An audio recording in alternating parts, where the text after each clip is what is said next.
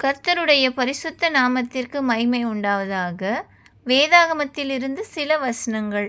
மத்தேயு எழுதின சுவிசேஷம் 24ஆம் அதிகாரம் 32ஆம் வசனத்திலிருந்து. அத்தி மரத்தினால் ஒரு உவமையை கற்றுக்கொள்ளுங்கள்.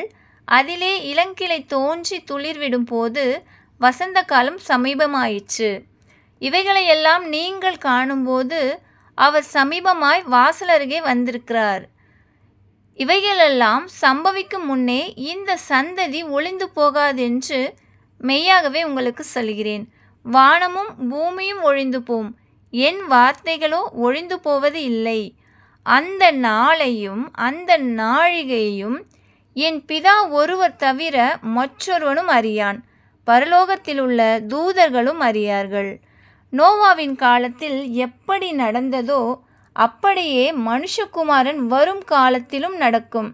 ஜலப்பிரளயத்துக்கு முன்னான காலத்திலே நோவா பேழைக்குள் பிரவேசிக்கும் நாள் வரைக்கும் ஜனங்கள் புசித்தும் குடித்தும் பெண் கொண்டும் பெண் கொடுத்தும் இருந்தார்கள்.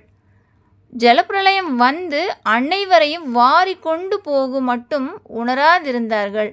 அப்படியே மனுஷகுமாரன் வரும் காலத்திலும் நடக்கும். ஆமென்.